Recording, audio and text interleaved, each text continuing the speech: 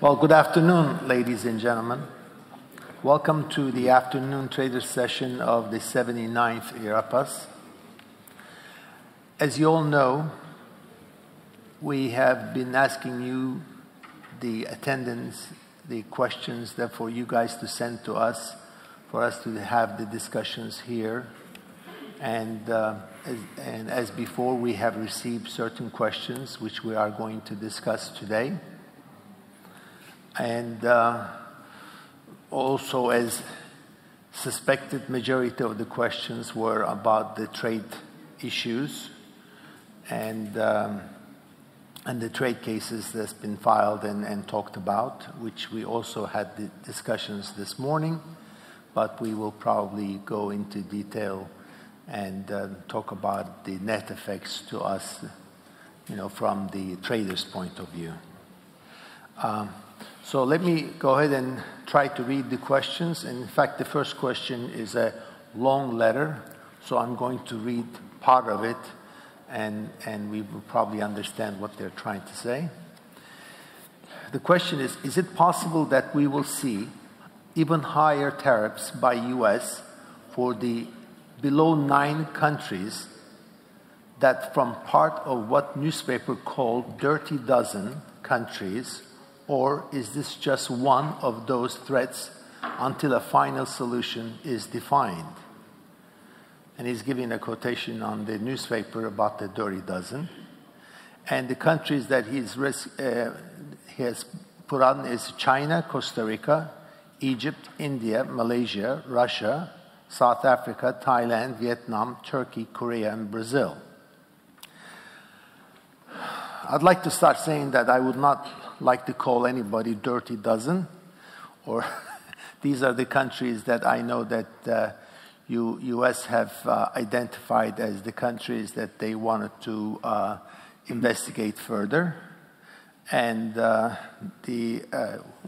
is anything changing? Yes, there is. And frankly, among these 12 countries, US already has a serious dispute and going on dispute with China and Vietnam.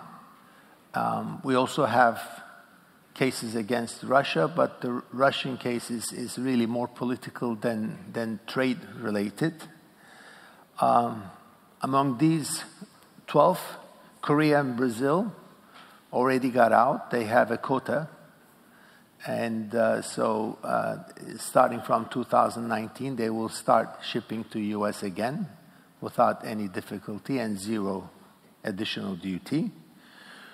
Turkey was singled out with 50%, which is totally unfair, but it is something that, again, Turkey has to take against US, and most probably will win, but again, it has to be taken to the WTO and discussed there, if there is still WTO at that time.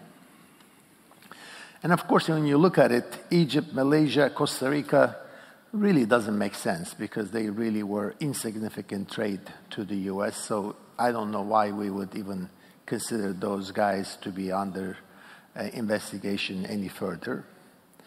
So what's going to happen on those 12 countries? I don't think any further action other than the 3 countries that I mentioned, or the 4 countries, I should say, including Turkey, will take place. The rest is actually probably will just go away. So there will not be any further increases or discussions on those countries. That's my belief. If anybody wants to comment on it, I'd like to hear that.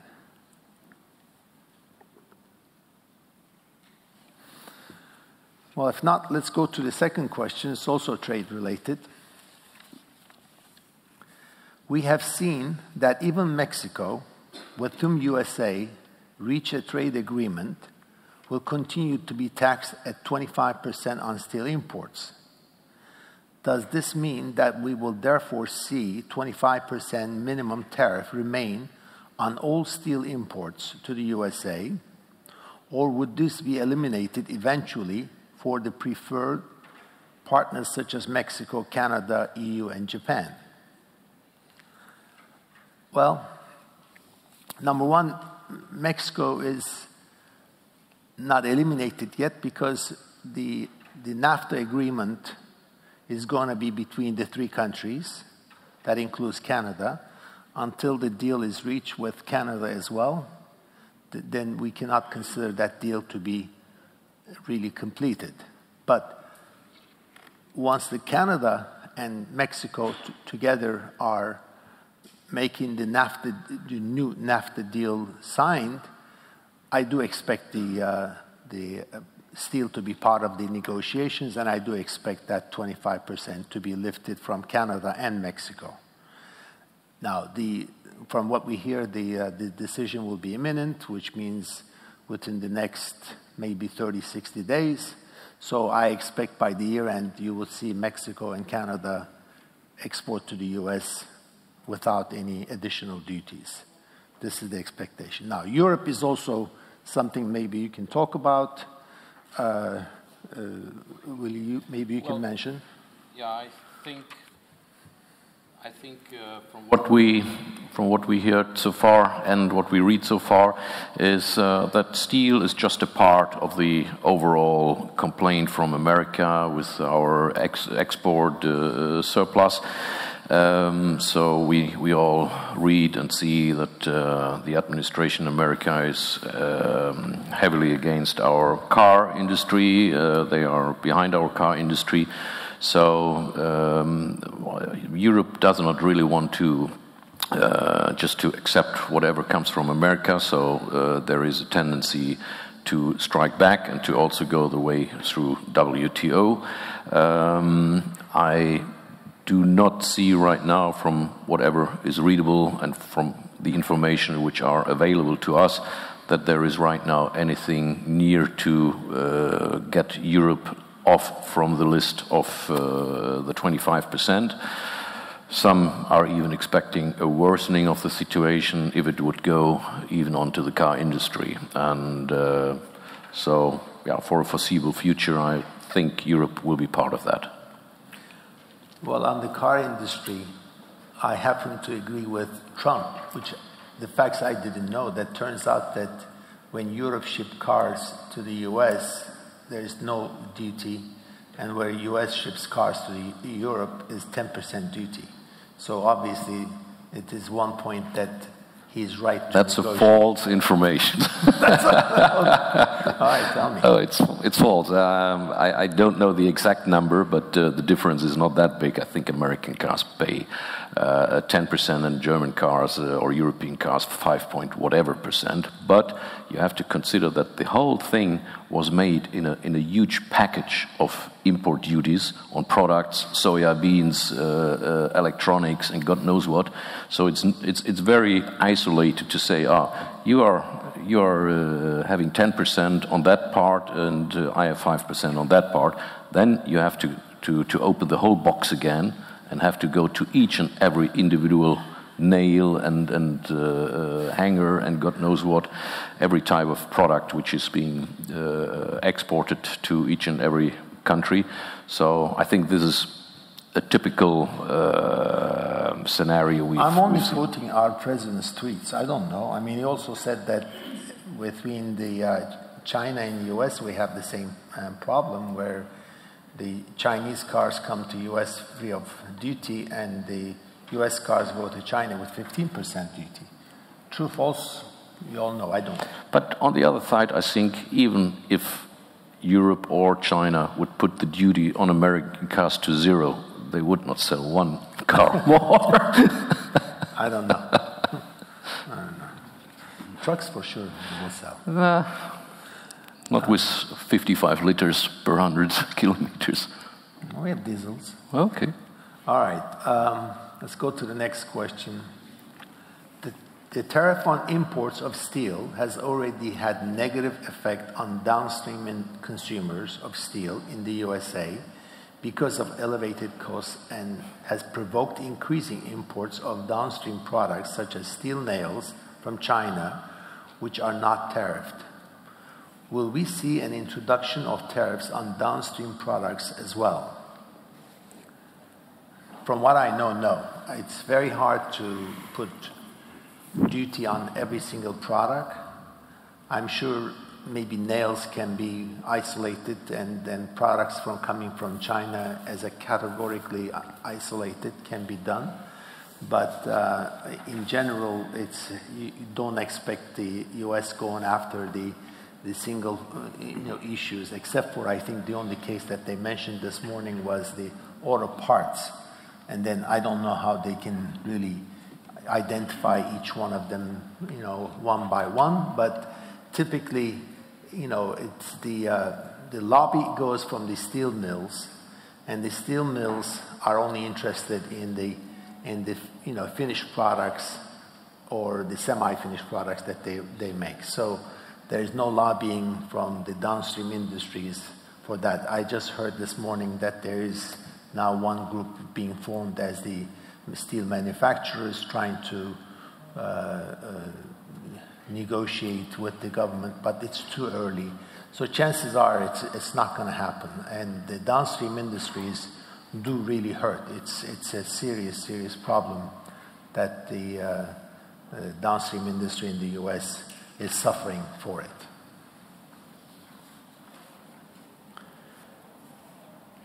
I think even Matthew Nolan has mentioned in his report this morning that there is no side at all that America is going to put duties against finished products.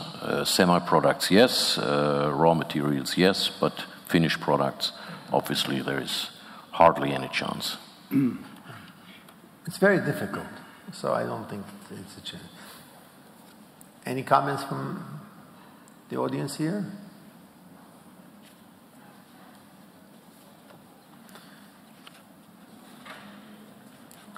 All right. I guess the next question is on our raw materials. Has the shortage of graphite electrodes become less serious lately? Maybe Hussein can answer that. Okay. The main problem with the electrode was in China. As we all know, the production in China was 1.1 million ton in electrodes last year. And we have seen about 350,000 ton production cut. So the mills producing electrode in China is working with about 60 to 70% production capacity. So in 2017, the consumption in local market in China was 500,000 ton. But this year, we are expecting the consumption of the electrode to be 650,000 ton. So it's going to be the shortage of the electrode. So before the problem starts, the electrode cost was about $2,000, $3,000. But now we're talking about $25,000, $30,000. So mainly the average price for the electric arc furnaces, the cost of the electrode is about $35, $40. It's 10 times increase compared to last year. So, but it looks like that the price is going to be stabilized, and we are not expecting the electrode price to come down. On our last conference, I think his name was Ma, Mr. Ma from China. He was saying that there is not enough electrodes being produced in China. There is still higher demand. So he was telling us that because of the higher demand and not enough production, the prices will still go up. What do you think? That's right. I fully agree. So the production short of the production looks like it's going to keep the price of the electrode in the same level, minimum, or upper trend. Any comments on electrodes? Is there anyone here who imports electrodes directly? On the other side of the room. Well, no, the traders can import electrodes. I guess no trader is importing directly. Okay. Okay, well, let's go to the next question. What is the outlook for iron ore prices? Maybe you can answer that as well. Right now, the level of the inventory, of iron ore, 136 up to 138 million ton in China. So this is the stable level.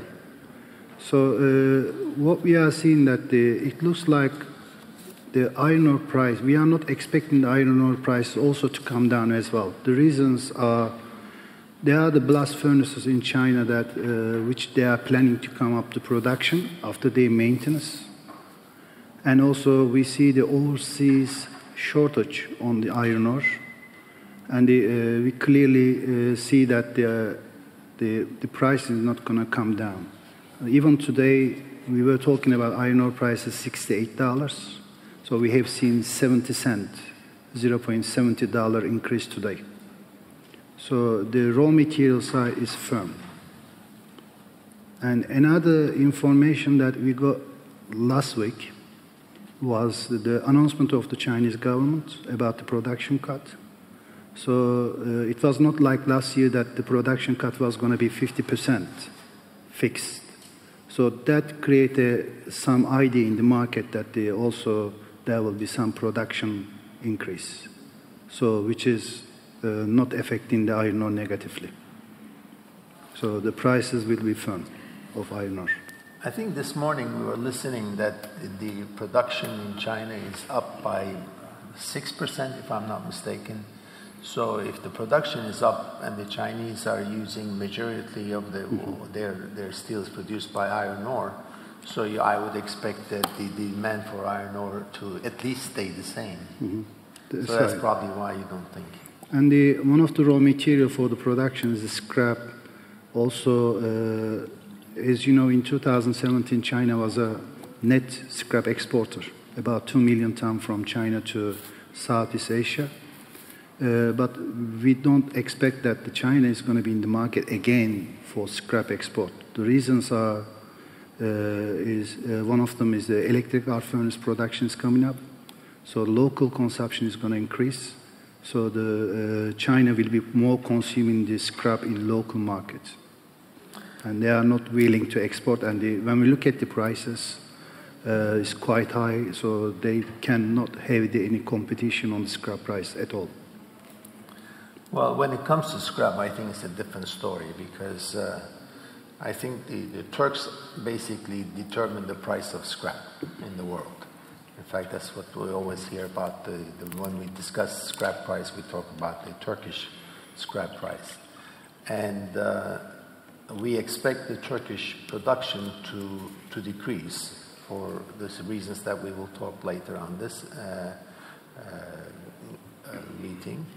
So I would expect the scrap prices or scrap demand to come down, which should really push the scrap prices to come down. Do you agree? Not really, because what we see right now is a shifting of capacities and change of trade flows. So, I mean, we've heard that the exports of steel, for example, to America, did not reduce at all. So maybe it will be reduced now for Turkish products because of the extra extra duty of 50%. But this will be replaced to others and through others. And the demand overall, if we see what's going on in Europe, what we see in America, what we see in Asia, all these markets are pretty busy. They are running well. And so the overall demand for scrap worldwide should and will remain, in my opinion. It will be changing. Yeah, Turkey eventually may produce less. Although even this, I still don't believe that. Maybe it will change again the direction, but let's assume America would be self-sufficient. They would need more scrap internally, and they use already more scrap internally because they have a utilization now close to 80% and trying to get this higher. So the demand for scrap in the domestic American market is also increasing. So less scrap has to be exported. And probably the price the people can achieve in America for the scrap is better than shipping it over the ocean. Yeah, well, I heard this thing this morning as well, that the imports to the U.S. did not change. What did not change is any contract that has been negotiated before, we're still going through. I mean, we had boats really coming. We had material on the contract with letters of credit. So all of that material we had to receive paying 25% and 50%, whatever the rates are. So we really could not stop the contracts that we have negotiated way before. So keep in mind, this whole thing started in March, and by, you know, the materials keep coming, and we are still receiving material that we have negotiated before. So, but I think that you will see that the imports will decrease, because there's the prices did increase with it. So some of them will continue, but some of them will decrease. So you will see more, you know, less of U.S. But I really was emphasizing what's going on in Turkey, which I think is a little bit different story. And then I think the consumption in Turkey will, you know, will reduce, which will reduce the demand for the scrap.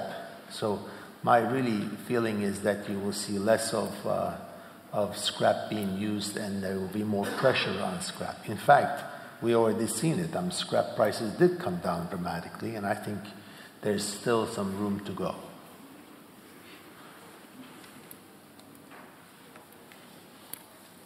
Any comments? I'm sure you guys deal with scrap here.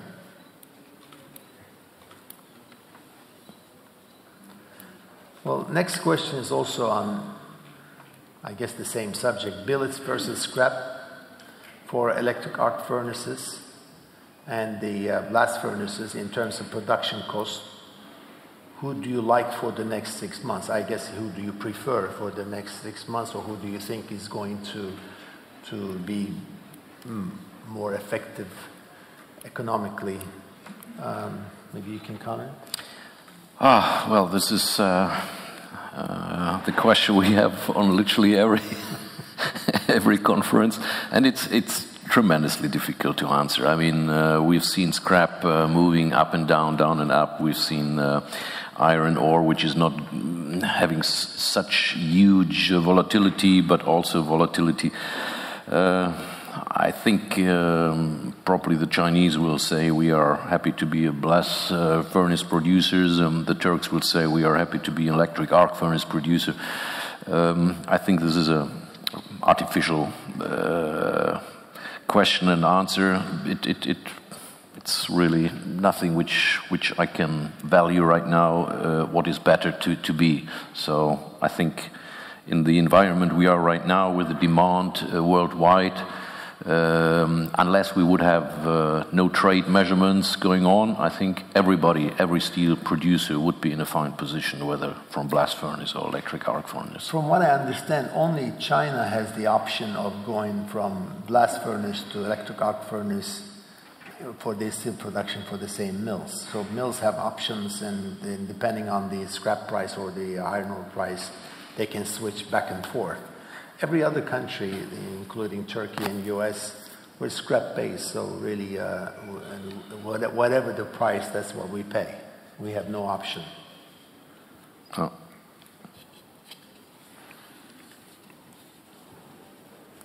Any comments? Okay, we are a silent audience.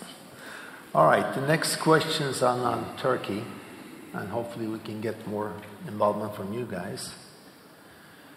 The first question is, having lost the USA market after losing the Egyptian and the GCC market, where will be Turkish Rebar's wire rods find new markets to maintain their sales current production levels?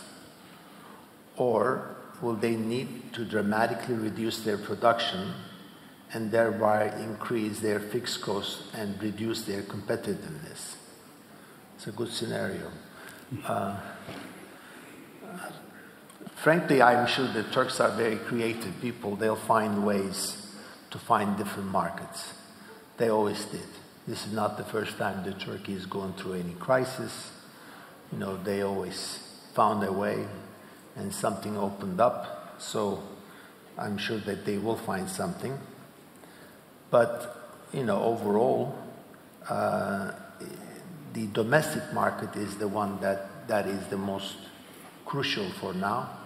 I think that for that it's going to have to suffer, but productivity-wise, I don't think so. I don't, because they're working with electric arc furnaces.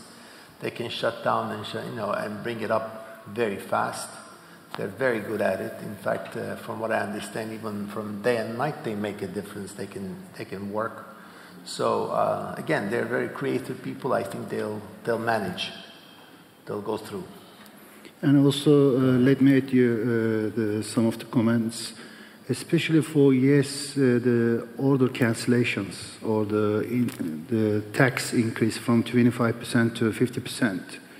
So luckily that time the Chinese prices was uptrend, so which has already given a chance to Turkey to sell the product to Chinese regular market like Southeast Asia. So Turkey made a sufficient sales for the billets, semi-products, and rebar. So what we are clearly seeing that the Turkish producers are easily fully booked till end of November by making those sales. So I fully agree with you that the Turkish producers always are finding the way out. So it looks like one of the target market right now is African market and also Southeast Asia market. Unfortunately, the Middle East, since it's not supporting the demand for Turkey to export, but those are the main markets that Turkey are exporting.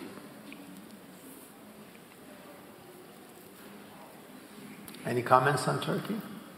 Actually, we have more questions on Turkey, so you can answer the rest. Has the devaluation of Turkish lira and recent geopolitical events affected the financial stability of certain Turkish mills? I'm sure it has an effect on Turkish mills, but really stability, I mean, these mills are all well-financed and strongly financed, I should say, mills. So except for maybe one or two that are new in the market, I think the Turkish mills will be fine. They can endure this period, and they can take it to the next level with no difficulty. This is what I think. I don't know. I fully agree with you. We are not expecting any financial crisis in the Turkish producer side, because most of them, they are not only dealing with the steel business, so they have another subsidiaries companies as well. So we are not expecting any surprise from the Turkish producers about the crisis. Well, a question which has been raised on and on in European area was with this devaluation of the Turkish lira. The Turkish rebar price must be tremendously lower than it is right now and must go down and so I was constantly asked why still the Turks are at price levels which are more or less unchanged, sometimes even going up, well then lately slowing down. But the very simple answer is that whoever knows the Turkish steel industry knows that they have to import literally everything except labor force. So scrap is being imported, energy, natural gas, oil has to be imported, refractories have to be imported, electrodes have to be imported. So everything is being imported, and this is handled in US dollars or euros. So the advantage of a low Turkish lira is negligible. And well, if the worker is earning now, I don't know, X amount or Z amount, makes so little on a ton of rebar or wire rod that there is really nothing the Turks can play with. I think you should discuss that to our president, because he thought that this would be an opportunity for Turkey to export heavily to the US. That's why we went up to 50%. On cashew nuts, maybe. All right. The next question is also related, so let me just go ahead and read that. Due to Turkish lira plunging to historically low levels against the US dollar, by the way, it's not historically low, it went down before more. Turkish domestic rebar prices reached record levels in August. Domestic buyers aren't purchasing since they consider current prices to be too high. Will they be forced to purchase anyway in the coming period? With what effects? Well, the only thing I can say is the economic problems in Turkey has created the government to really work on suspension of most of the contracts and creating spending limits and actually going after the non-export oriented industries and basically cut their credits and new credits. And if you think about it, what's the main one is the construction. So you will see much less construction, projects being built. Don't confuse with what's going on now, because what's going on now is the project's already been financed and it's on the way. So those projects will be finished. And then new projects coming in, there's probably no new projects coming in. When I was discussing with some of the contractors, and they said they're not willing to do any more private construction, and the government obviously is not going to build any more mega projects. So there will be less demand on the rebar coming from the domestic mills, and that's surely is going to have a heavy effect on Turkey. Especially when we see the interest rate increase in Turkey last week by the central bank from 17% to 24%. So we are expecting that the Turkish local activity is going to get more slow. So when we talk to the stockists, we see about 50% their activity is coming down. Since the cost of the finance is increasing, the only thing that they do is the product that they can sell, which they purchase it from the mill, and they don't go for the overstocking material. So negatively, we will see the effect in the local market in Turkey. Of course, the Turkish producer will be more in the export market to consume their production by exporting the material. And to finish that question, well, in my opinion, they will be forced to purchase because they have no alternative. They can certainly not import that material at a cheaper price. So the projects which are on, and with the very high domestic rebar price, I think they have to swallow it because there is hardly an alternative due to the currency exchange rate. The existing projects, exactly. You are correct, yeah. But the existing projects will eventually finish. Absolutely. There are no new projects. On that. So really, when I look down the line, and 3 to 6 months, actually maybe 6 months, you will see a serious reduction in the consumption in Turkish industry. Absolutely. So when there will be, they will require their import to be lower too, which obviously is the major import that they have on this one is scrap. So you will see a pressure on scrap from the Turkish side. That's why I always thought that the scrap prices will be really under big pressure going forward. Anyway, next subject used to be the most important subject, the China. Maybe you can read that. So, the Nanhua Rebar Steel Future Index is up by 22% this year. The Shanghai Composite, meanwhile, has declined 16%. Steel prices reflect the current state of the real economy, while stocks represent market sentiment on a growth outlook. What is likely to happen? Steel prices to fall, or stock exchange and general mood to improve? Well, the way we see it is that the Steel Future Nanhua Index, of course, is a speculation to the future. It's an outlook like every stock exchange market and so on, but of course more linked to the perspective of the market of this particular field. namely Rebars, and with the announcement of the Chinese government to reduce during the winter period for about 3-4 months the capacities and the production dramatically by 50 or even more million tons.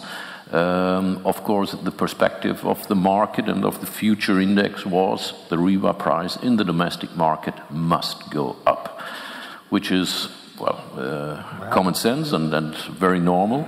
While, of course, the Shanghai Composite is the Chinese stock exchange market, where you don't have only the rebars as an item, but you have the whole industry represented. So it's hard to compare, in my opinion. And after the announcement of the government in China to give more freedom and independent decisions on the production cuts to the certain providences in China, and so have softened the reduction of capacities a bit. Of course, this instantly had an effect to the future index, and the index fell. So, yeah, it was a speculation on a lesser production, on a tighter supply, and connected with that an increasing price. Are you in agreement? I mean, I agree. One of the main reason that especially last week, as I just mentioned, the index, the futures came down was the announcement of the government. Because some of the understanding was the production cut is not going to be that much serious as it was last year. So it created some negative impression in the market. So the first reaction that is received from the future market, then we have seen also some of the slowdown in the spot market as well, but it was not as much as the future market effect. But recently, especially today, it starts with the positive. So we don't have a negative the affection that what we received last week. We start with the positive day today in China. Any comments on China, gentlemen? Do you really believe China is going to cut down additional 50 million tons of production? Capacity doesn't mean anything. And production? This year, we are expecting China to increase the production 18 up to 20 million tons. So it's increase? Increase. Okay. Although some of the induction, the facilities is already shut down, but there are some electric arc furnaces coming up. And also we've been seeing some capacity increase in the blast furnace as well. So it's going to be between 18 up to 20 million ton increase. That would lead to what total? 1 second. Sorry. Go ahead. You have a question? I heard that, just a little more, I heard that around 40 electric arc furnaces are ready to go in China after the production cuts. Is that true? Is that what you're talking about? The 14 million ton. No. 40 electric arc furnaces. It's coming up. It's coming up. Exactly. Is that true? That's right. Yeah. So this is one of the reasons that the consumption of the raw material, like scrap, is increasing in China. Well, it's all planned because China started producing scrap, and it's getting industrialized. As they're getting industrialized, they produce more scrap. So initially they start exporting, but these are smart people. They, instead of exporting, they wanted to convert and use their own scrap. So they're now going back to using their own scrap and produce electric arc furnaces, because when they have the blast furnace, they still import the majority of the iron ore. So this is the trend that they're trying to go. And it's also cleaner, and that's what they're looking at it.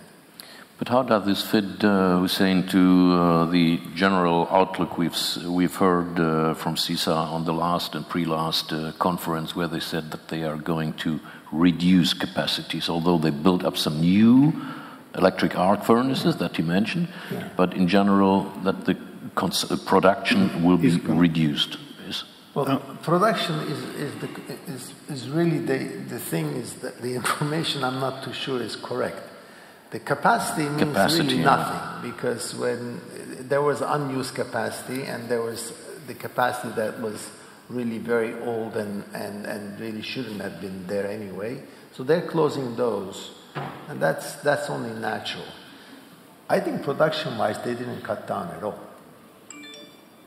Or, I mean, we were looking at the chart this morning, and it was showing, you know, again, very little reduction, but not really anything significant to talk about. No. I mean, the last year the production was about 830 million ton. 830? Yes.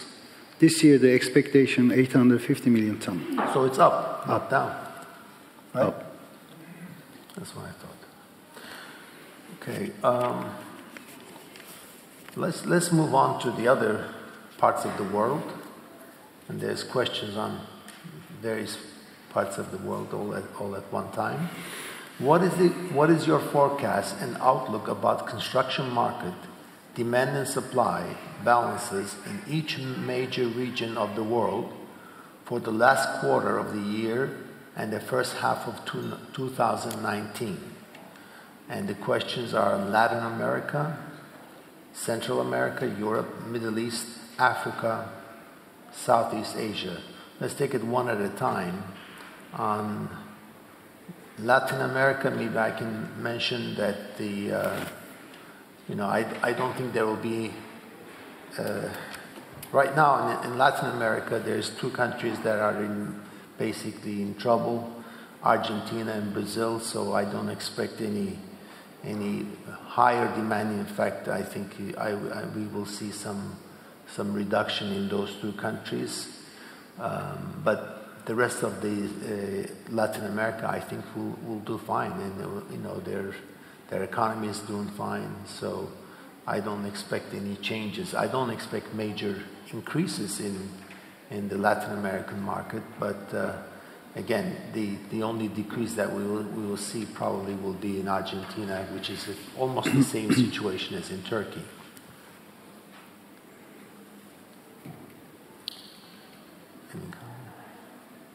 And Central America? Well, such a small market that it's really not of big relevance unless you are actively working there. And really there's no change there. There is no change at all. There's nothing really happening there. Yeah. Well, that's Europe, so maybe we can talk about Europe. Yeah, on Europe. Well, the markets in Europe over the last years have been gradually improved. Germany is probably right now the engine of the whole thing. We have a huge backlog of orders and projects, but also the Netherlands and Belgium, there are huge infrastructure programs moving on. So we are in the luxury situation that the cut and benders are really full up to their eyeballs with orders. The mills, the domestic mills, are running all at 85–90% capacity, which is a maximum you can achieve anyhow.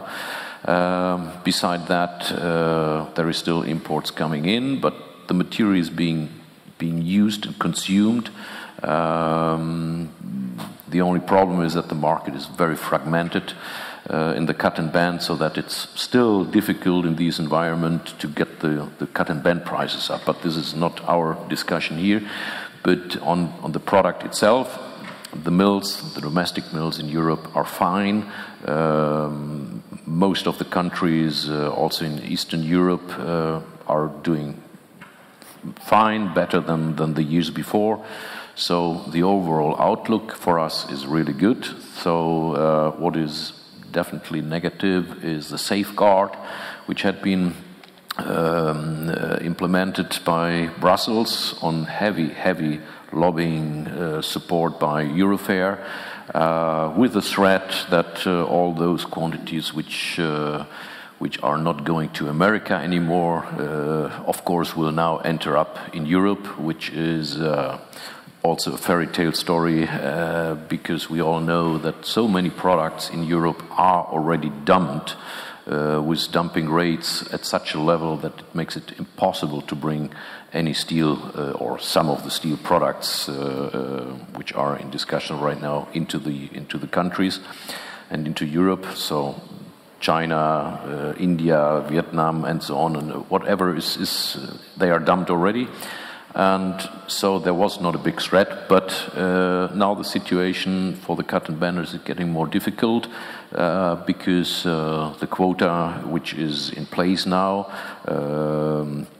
is limited, and as usual, nobody wants to be the last one in the row paying 25% duty, and therefore they are extremely cautious what to do and up to what moment to bring in steel. So the forecast will be for the first quarter of next year that it's really very, very much depending on Brussels' decision. So Brussels has time until February, but expectation is that an announcement will come up before Christmas so that people can take a decision. I mean, sometimes we complain a lot about Brussels, but I think in this particular case, based on the push from Eurofair, they have made some wise decisions. First of all, they have taken a decent quota of the last 3 years import numbers for each and every product. They have not made a country-specific quota, and they have also not counted everything which was already concluded and shipped before the official announcement. So that went out of the quota. So whatever the result will be now, honestly, no idea. The hearings are presently ongoing in Brussels. Let me ask you this. One of the major changes that's going to happen to Europe is the Brexit. So, and that's coming out very soon. Exactly. So do you expect the market, the British market to grow or to contract at that time? And do you expect the decision made by Brussels will hold by the British? That is actually what I left for the last of my speech, because overall, even if we have a decision on that, just in March we will see whether we will still be Europe with 28 or 27 participants. And yeah, UK, it's a big black box which nobody really can predict what is going to happen. The mayor of London is now asking for a new vote on the Brexit. I think, meanwhile, also some high British politicians are getting cold feet on what is going to happen, but still they want to move it on. Everything is possible, and I think it's really difficult to make a prediction now what is going to be the outlook or the effect then, because if London is saying, okay, we continue with everything, but still they will be a third country then. So whatever will be imported, exported is now all of a sudden a third country product. From my point of view, I'm thinking anything coming from England, will it be 25% or not? Because so far it's not discussed. Yeah, exactly. Yeah. All right. How about Middle East? Maybe you can answer that. Middle East, we generally see the demand in the Middle East countries, local markets slow down.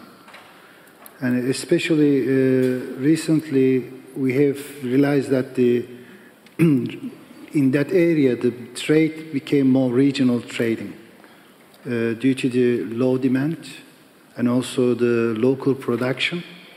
Almost enough local producers.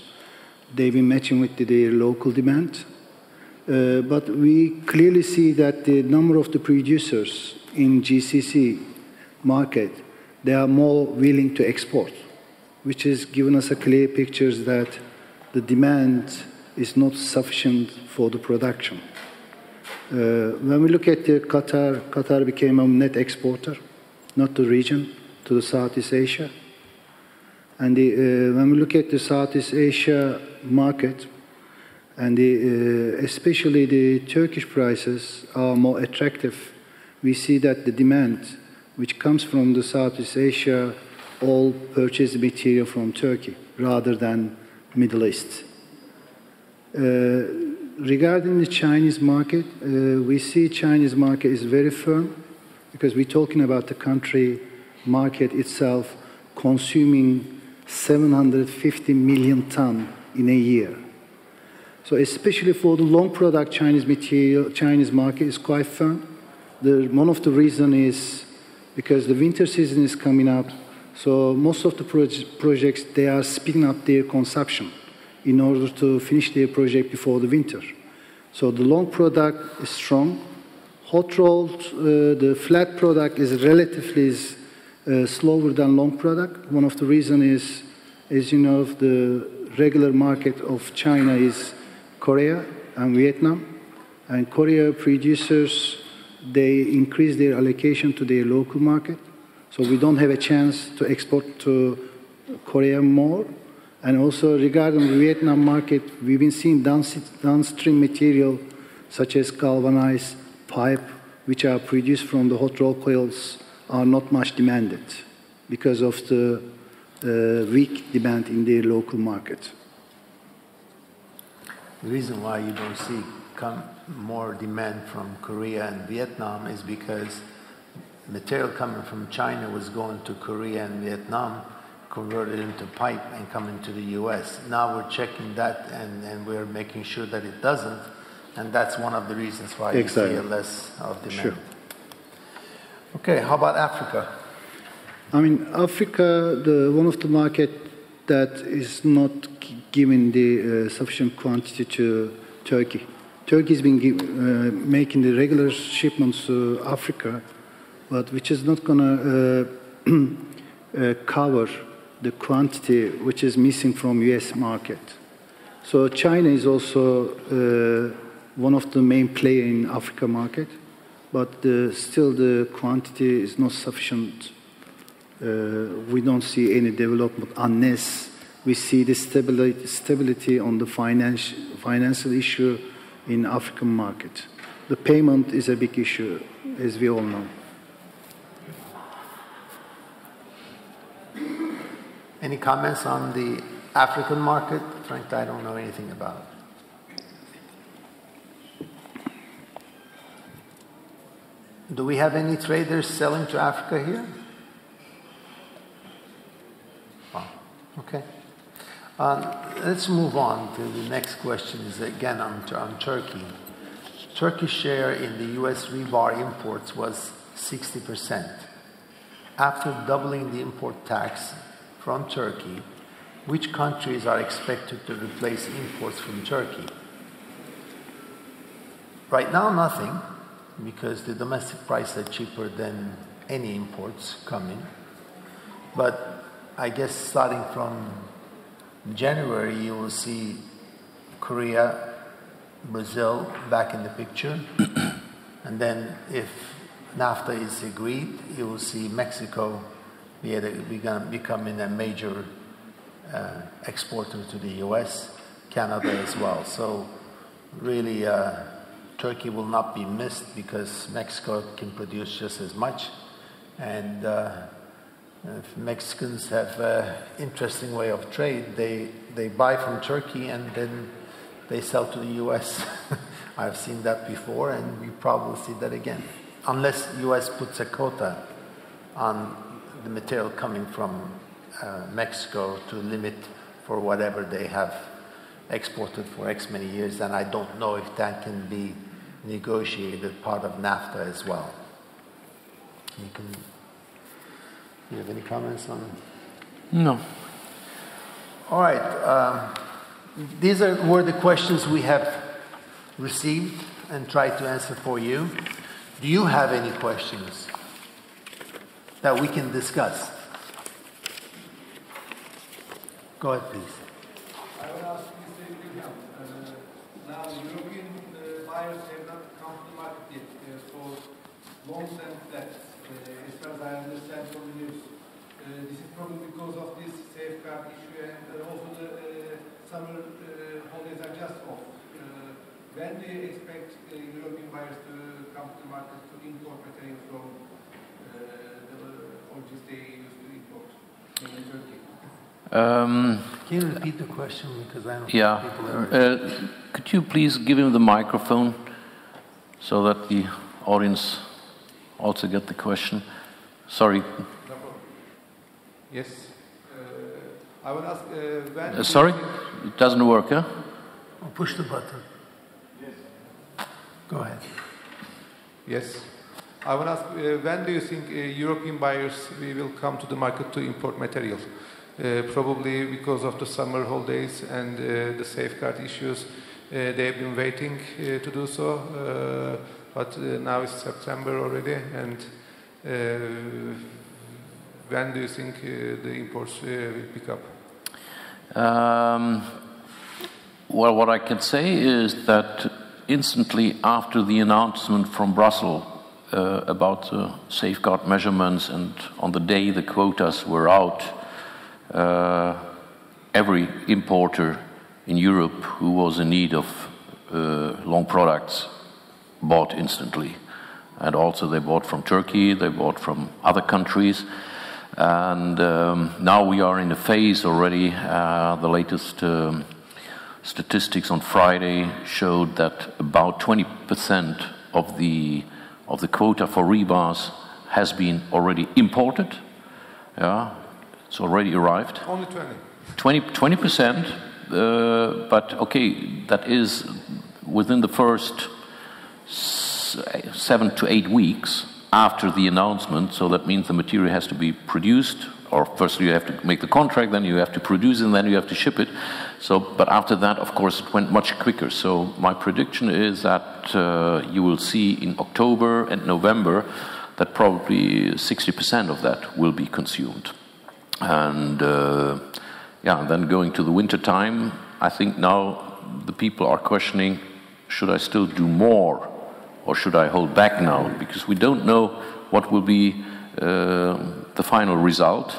Okay, on one side you are safe because you are within the quota, yeah, but the question is when this quota is finally coming to an end, and we also know that December is not really the preferred month in Europe to have a high inventory. Yeah, so the people are doing the limbo now to have a decent price. And also don't forget that after the Turkish mills came back from holidays, the prices were pretty high. Yeah, they were on a high level, and surprisingly the European mills haven't increased the prices to a level which some people expected. They were also on a very modest way, and the only thing they really achieved was not to pass on the reduction in the scrap price also to the market for the finished products. That was first time since years they were able to achieve that because of the uncertainty, and people said, I rather have a domestic or European supplier to perform and not to run the risk of a 25%. So they better pay a few euros more, but they have a secured delivery. One more question. What's your expectation for the final result from Brussels? What are the alternatives? Options? Honestly, I have not the slightest idea because I'm too far away from that, and from talking to the people, from the gossip and from what you hear also here in this IREPAS is from X to that everything, or from A to Z everything is possible. Yeah, that they will diminish it completely. They will say, oh, well, we've seen now and realized that it's not that that tough as everyone believed. That now the Chinese and the Turks will all throw their products into our area. So we are, as you said correctly, 20% so far has been used for rebars. So maybe if 100% would have been used now, then someone could have said, oh, good that we have made that. Otherwise, we would have a real problem now. But with those figures, and I think it's very similar also in other products which are under the safeguard, that Brussels may say, look, guys, it's not that tough as you were telling us, and or they say, well, at least we were putting a fence so to still allow imports, but not to open the door completely. And so we will continue with those quotas and add another 10% on top, yeah, of the 3 years quota. So that is more or less what leaks out of Brussels, but really big question mark, and don't take it really for serious. Any other questions? Well, thank you again for coming, and I hope we have answered most of your questions. And in the future, I would really appreciate if you would send us your questions ahead of time so we can get prepared, and I would like to see more participation from the audience as usual. Thank you again. Good afternoon. Thank you. Bye.